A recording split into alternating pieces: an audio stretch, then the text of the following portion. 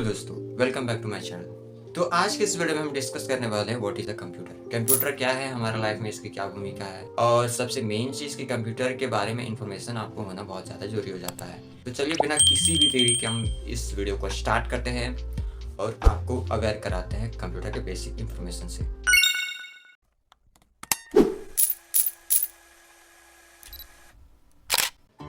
तो सबसे पहले हम बात कर लेते हैं कि कंप्यूटर है क्या।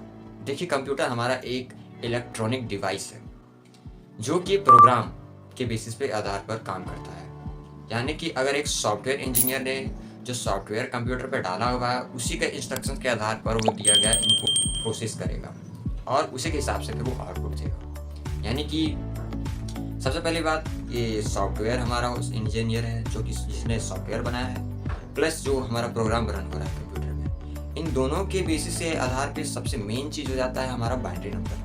क्योंकि देखिए, हम किस चीज़ को समझ तभी पाएंगे, हम किस चीज़ को अपना रिजल्ट बेहतर तब दे पाएंगे जब हम उस चीज़ को समझेंगे।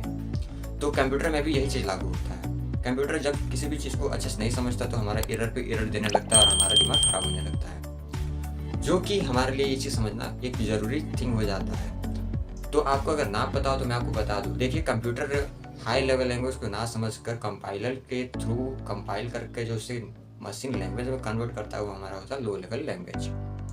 तो हम जो ह्यूमन बीइंग समझते हैं वो हमारा हो जाता है high level language. Hindi, English, Gujarati, Marathi, Tamil, यही चीज़ हमारा हो जाता है कंप्यूटर के लिए हाई लेवल लैंग्वेज। ये चीज़ जो हम हाई लेवल लैंग्वेज बोलते हैं, ये जो ह्यूमन बीइंग है जो हाई लेवल लैंग्वेज को कंप्यूटर नहीं समझ पाता, उसके लिए ये सब एप्लीकेबल नहीं होता है, पॉसिबल नहीं है। तो आप कंप्यूटर समझे क्या, हमारा एक कंपाइलर मेन चीज़ हो जाता है, जो कि कंपाइलर हिंदी, इंग्लिश जो भी लैंग्वेज है उसे कन्वर्ट करके डायरेक्ट बाइनरी डेसिमल नंबर पर कन्वर्ट करता है। हमारा बाइनरी डेसिमल नंबर क्या है, आप ये जान लीजिए। आपको काफ़ी ज़्यादा एक्साइटमेंट होगा तो मैं आपको बता दूँ।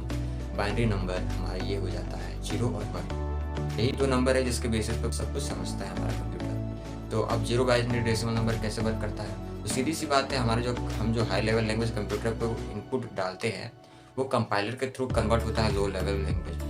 और लो लेवल लैंग्वेज हमारा चला जाता है किसमें, बाइनरी नंबर, और बाइनरी नंबर जो कि 0 और 1 हो जाता है। तो उस हिसाब से हमारा कंप्यूटर रन करने लगता है लैंग्वेज को ईजिली समझकर। अब देखिए, input, output, display, data display कैसे करता है, इस चीज़ के बारे में हम थोड़ा डिस्कस कर लेते हैं। तो देखिए, एक यूज़र बैठा है, यानी कि जो सिस्टम में बैठा हुआ है, जो इनपुट दे रहा है अपने कीबोर्ड माउस से, एनी अदर ऑप्शंस जो भी हो गए, उन सभी चीज़ों से, इनपुट डिवाइसेस से वो इनपुट दे रहा है।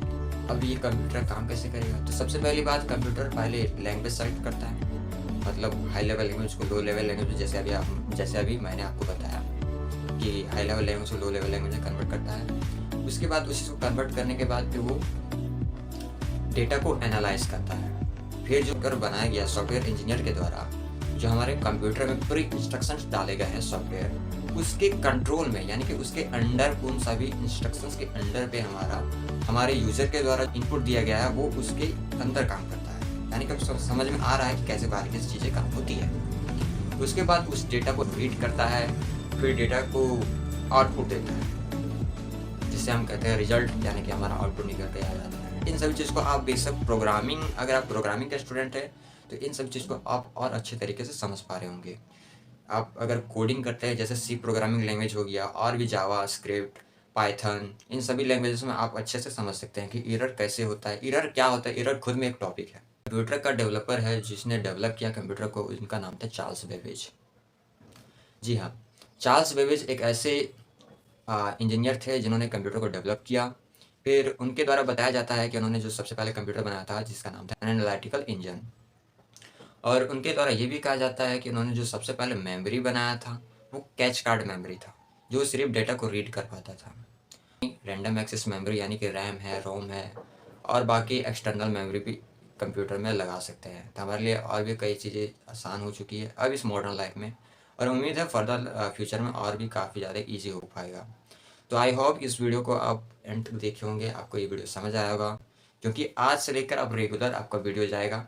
खास करके कि ये वीडियो स्पेशल बीएससी आईटी वालों के लिए, बीसीए वालों के लिए है, जो कुछ भी नहीं जानते हो। अगर उन्होंने 12th में भी ना पढ़ा हो तो उनके लिए कोई दिक्कत की बात नहीं। इस वीडियो के हेल्प से आपको बेसिक धीरे धीरे सब कुछ क्लियर होता रहेगा।